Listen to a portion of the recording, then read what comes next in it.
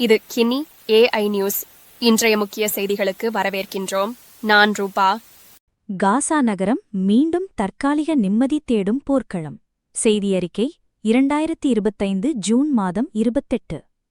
காசா.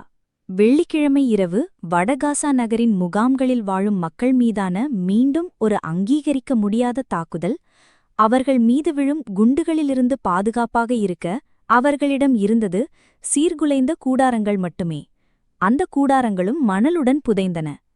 மீட்புப் பணியாளர்கள் காலத்துளிக்குள் சுவாசிக்கும் உயிர்களை மீட்க வேண்டிய அவசரத்தில் தையல் போன்ற துணிகளை கிழிக்க, மணலை கையால் தோண்ட, கரண்டிகள் கொண்டு அகழ வாழ்வின் பக்கம் போராடினர்.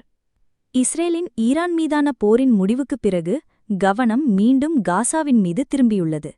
எனினும் அமெரிக்க அதிபர் கூறியபடி இதற்கு முடிவும் வரலாம் அல்லது குறைந்தபட்சம் ஒரு இடைநிறுத்தம் சீஸ்ஃபயர் என்பதற்கான சாத்தியம் தோன்றியுள்ளது.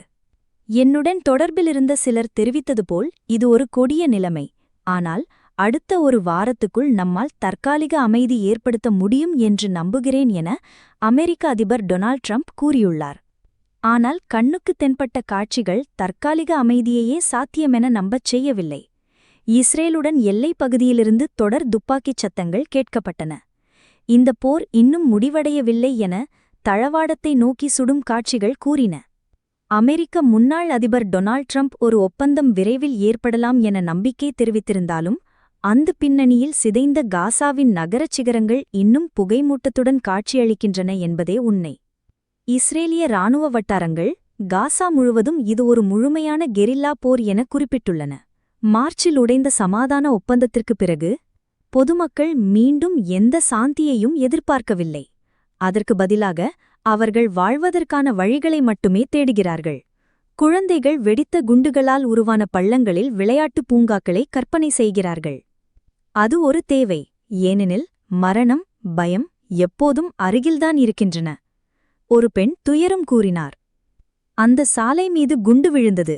கூடாரங்களெல்லாம் அழிந்துவிட்டன. இன்னும் 2 பிள்ளைகள் மண்ணுக்குள் புதைந்துள்ளனர். என் சொந்த பிறப்புகள். ஒருவன் 9 வயது, இன்னொன்று 7 வயது. 20 மாதங்களாக காசா தொடர்ச்சியான தாக்குதல்களால் சிதைக்கப்பட்டுள்ளது. அதே சுழற்சி. தாக்குதல், உயிரிழப்பு, மீட்பு, சீரமைப்பு, மீண்டும் தாக்குதல். இஸ்ரேலிய 2 கைதிகள் ஹமாஸிடம் இன்னும் கைது நிலையில் இருக்கிறார்கள். இது ஒரே வாரத்தில் முடிவடையும் என்பது இப்போது ஒரு நம்பிக்கைக்குள்ளும் சந்தேகத்துக்குள்ளுமான இடைவெளியில் மட்டுமே உள்ளது. காசா இன்னும் தற்காலிக அமைதிக்காக காத்திருக்கிறது. அழிவுகளுக்கு இடையே ஒரு நிம்மதி தேடும் மக்கள், இதுவே அவர்களின் வாழ்வு. இதுதான் இன்றைய முக்கிய உலகச் செய்திகள். இந்த செய்தி அறிக்கை இத்துடன் நிறைவு பெற்றது. நன்றி. உங்கள் செய்தி வாசிப்பாளர் ரூபா.